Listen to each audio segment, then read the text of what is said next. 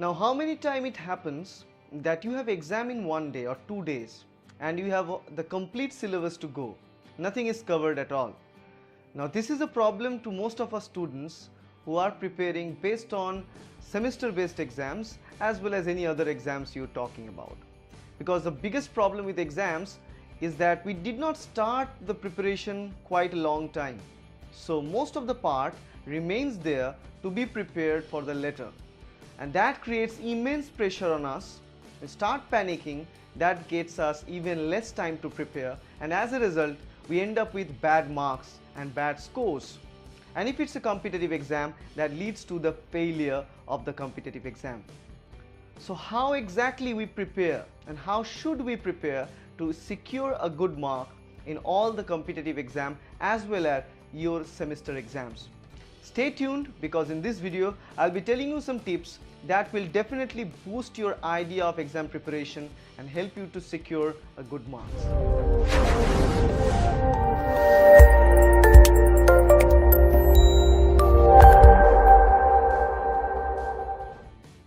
Here comes tip number 1.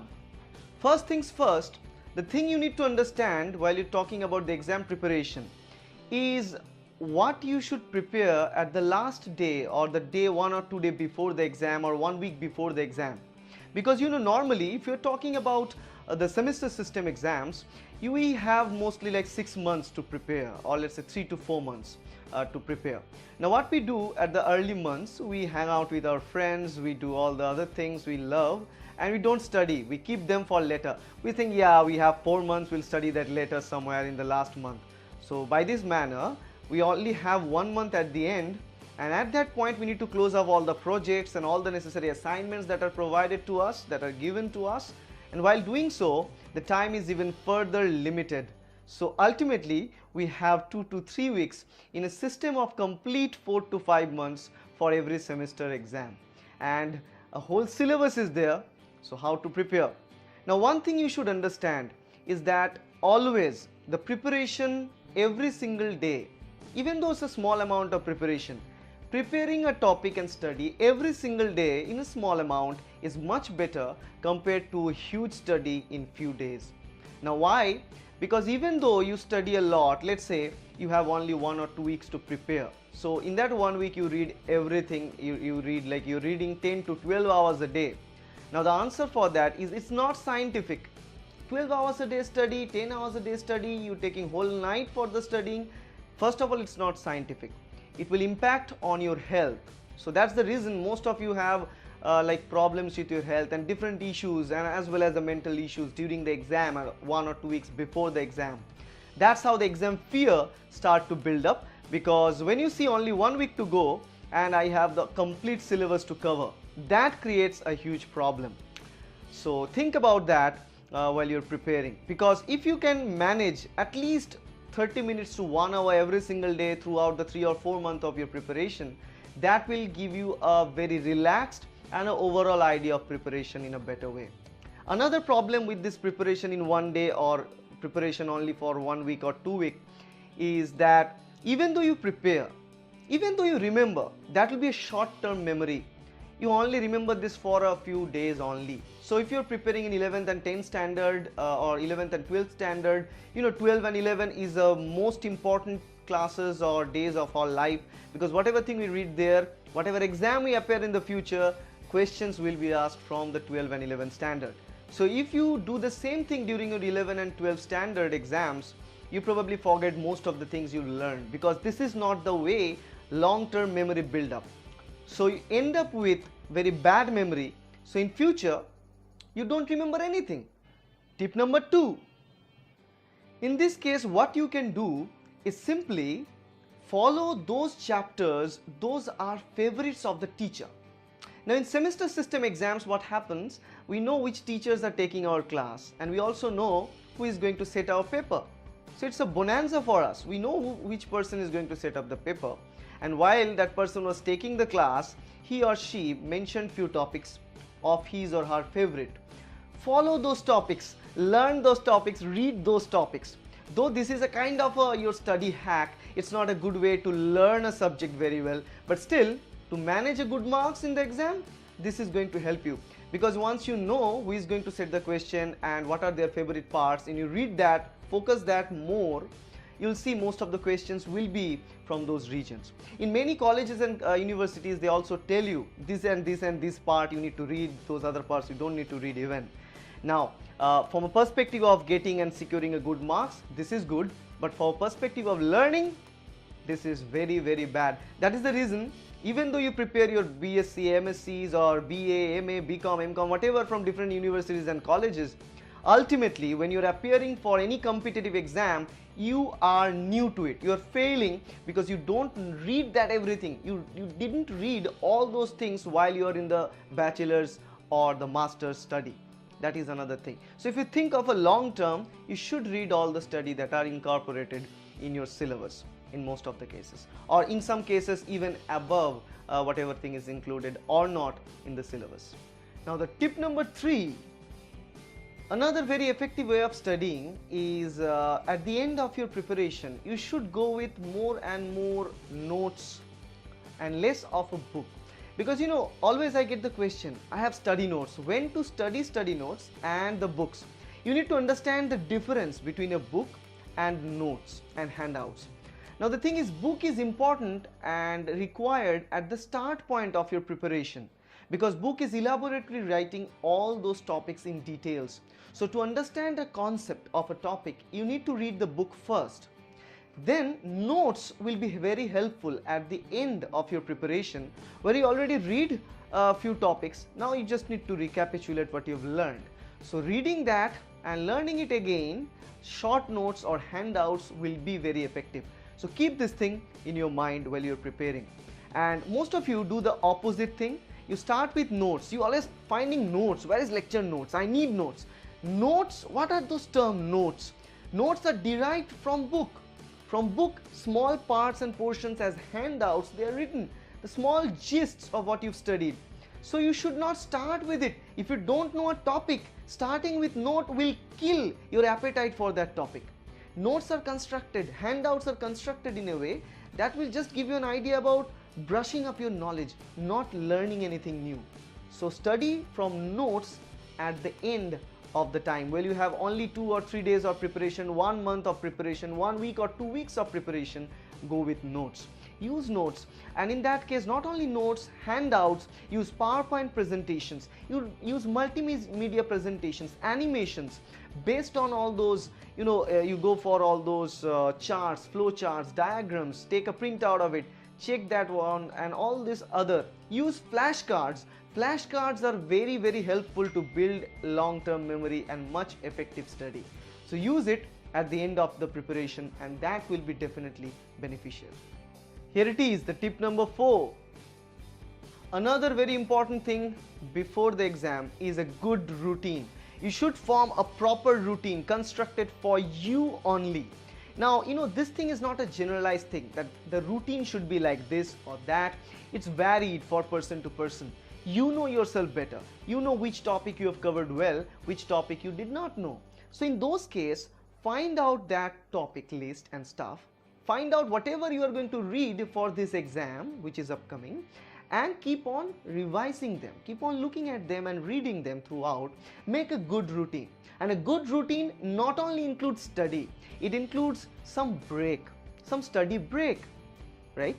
So for example, instead of devoting like 5 hours altogether for a study, you go for 30 minutes, 5-6 different sessions of 30 minutes and a 5 minutes gap in between. Or you can go for 1 hour each and give a 5 breaks during the 5 hours study. That will be much beneficial, because the time you take the break, go for a long walk or a short walk, whatever thing. You go for a walk in your rooftop if you have that. That's a very good place to be with yourself and think of what you've learned, and put some headphones, turn on some classical music. That will also be very beneficial for your brain to finally get relaxed for a while, then again prepare itself for another round of study. That routine is very, very important. Only studying and studying will damage your neurons, will damage the potential of your learning. Even though you read, it's dumping in the memory. That will not help. So taking time break is also an essential part with that routine that you will follow while you're preparing for the exams. And in that case also, you need to go for a good sleep habits. that means when you're going to sleep in those exam days and when you're going to wake up, it's recommended that you have at least 6 hours of sleep. In most of the cases you don't do that because you read throughout night. That is not always good. That's potentially damaging for your health. So meanwhile, if you do that for 1 week, the day before the exam you'll feel very exhausted because you quite not slept well for the last 1 week, and that will put you enormous strain in your eyes, in your brain, and during the exam you won't find very good at your health, and that is a big problem. Don't do that. Even if you sleep for 6 hours, you still get plenty of time to prepare for yourself. So think of that. And also, good food is another very important thing before the preparation of exam. Now good food means in that case mostly go for like drinks, a lot of drink. You go for water, a lot of water. If you can't drink water in that form, you can add something on that, like some sweetener or something that will change the taste of the water. You can go with that. A lot of fluid during the exams will be very healthy for your health, as well as go for other type of like fresh vegetables every single day during the preparation. That is also very beneficial for your health to go. Now avoid more very sugar rich substances just before when you start reading, because it can feel you sleepy, but rest of the things is fine. So food, take a break, and long walk, thinking and studying, all these things you need to create a routine of that. The routine should be customized by you, only for yourself, and follow that routine throughout the month of preparation for the exam. Tip number 5 for you. Another very important thing is practice old exam papers. Whatever exam you're preparing for, find out the old exam papers of such. Take them and start practicing. That will give you an idea about the ambience of the examination that you're preparing. Turning on the timer of your phone or any other alarm clock, and you start preparing, it will give you a feel of what you are going to exactly witness when you're going to give the exam. It will give you an idea about the questions and type of questions that are there earlier. It's always a very good idea to prepare for the old exam patterns. Now I am not a good fan of the model question papers because they are not up to the standard that they should be. So follow the old exam papers and prepare with them, because those are the standards the actual questions are going to be. Tip number 6. Now another very good advantage while you're preparing for an exam is group study. Now in that case, you find yourself a group of your friends, and all of your friends together you start learning and talking about different stuff. Now this group study is more effective if you can do it in your house, in any of your friends' house. You can sit together and start talking about different things and writing about stuff, solving some questions together and sharing your data and answers with each other. That will be very good. But again, be careful while you are sitting with your friends. In most of the cases, you from turning off studying, you turning on to other topics and discussion of other things. So that is another thing you need to keep thinking of while you're doing it. But group study found really effective, because in that case, whatever you know, you share it with your friends. So if you 5 people studying together, you'll get 5 new ideas of a specific topic that is building up your concept and idea very fast. So that is always good to have a group study with them. Another very good advantage of recalling what you've learned is trying to explain what you've learned to other people. Now if you have a group or other friends, you can try explaining what you've learned till now. Now explaining something to a person will give you the idea about how depth your knowledge is about the topic. If you don't know a topic very well, you cannot explain it to other people.